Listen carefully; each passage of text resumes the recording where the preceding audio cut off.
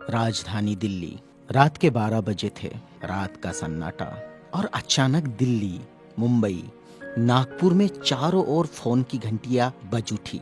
राजभवन मौन था, संसद मौन थी, राष्ट्रपति भवन मौन था। हर कोई कश्मकश में था। शायद कोई बड़ा हादसा हुआ था। यह किसी बड़े हादसे या आपदा से कम नहीं था।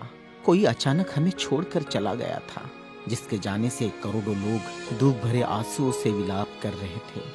देखते ही देखते मुंबई की सारी सड़कें भीड़ से भर गई। पैर रखने की भी जगह नहीं बची थी मुंबई की सड़कों पर, क्योंकि पार्थिव शरीर मुंबई लाया जाना था और अंतिम संस्कार भी मुंबई में ही होना था।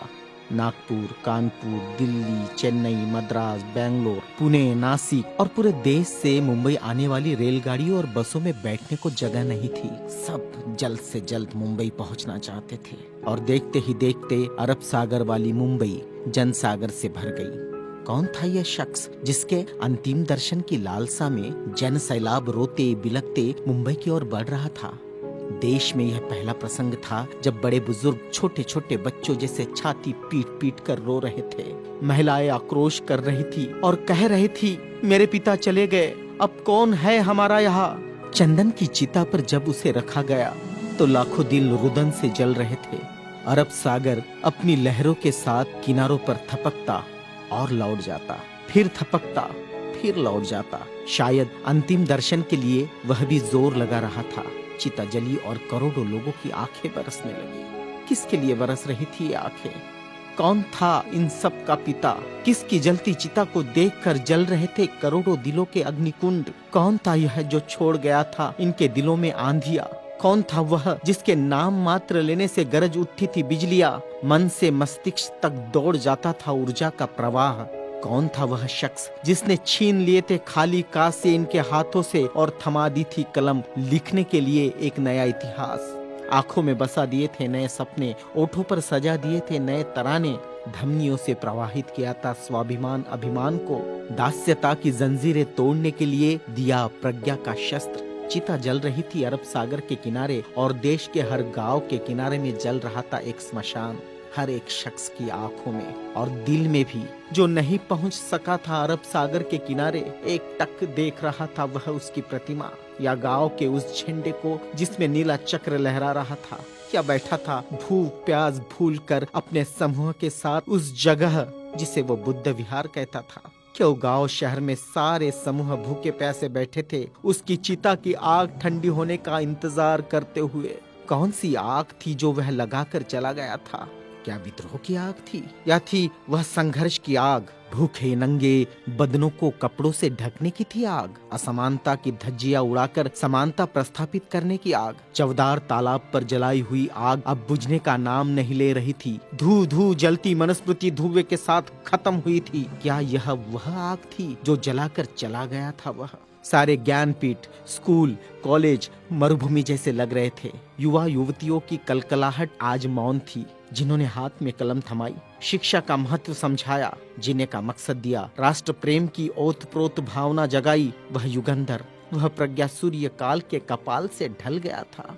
जिस प्रज्ञा तेज ने चेहरे पर रोशनियां बखेरी थी, क्या वह अंधेरे में गुम हो रहा था? बड़ी अजीब कश्मकश थी। भारत का महान पत्रकार, अर्थशास्त्री, दूरदृष्टा क्या दृष्टि से ओझल हो जाएगा?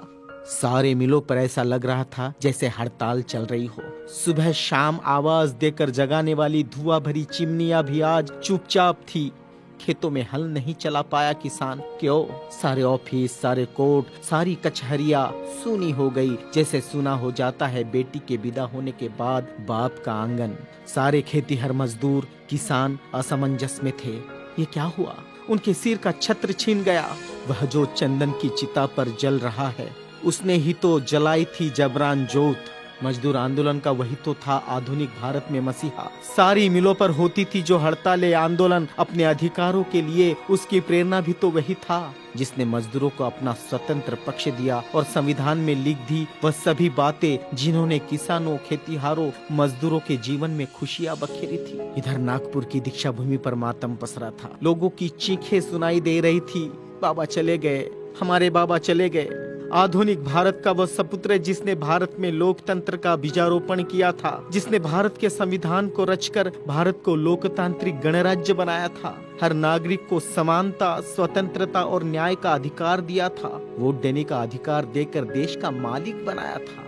क्या सचमुच वह शख्स नहीं रहा? कोई भी विश्वास करने को तैयार नहीं था। लोग कह रहे थे, अभी तो यहाँ बाबा की सफेद गाड़ी रुकी थी, बाबा गाड़ी से उतरे थे सफेद पोशाक में, देखो अभी तो बाबा ने पंचशील दिए थे।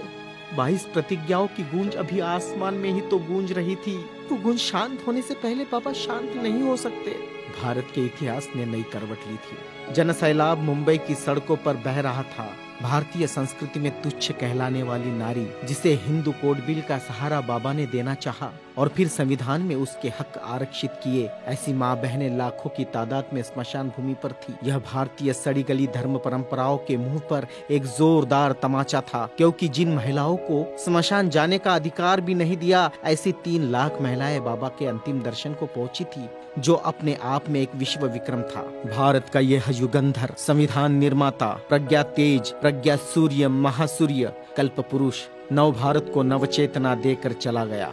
एक ऊर्जा स्रोत देकर, समानता, स्वतंत्रता, न्याय, बंधुता का पाठ पढ़ाकर, उस प्रज्ञा सूर्य की प्रज्ञा किरणों से रोशन होगा हमारा देश, हमारा समाज और हम। और पूरे विश्वास के साथ हम आगे बढ़ेंगे हाथों में हाथ लिए, मानवता के रास्ते पर, जहाँ कभी सूर्यास्त नहीं होगा, जहाँ कभी सूर्यास्त नहीं होगा, जहाँ कभी सूर्यास्त नहीं होगा।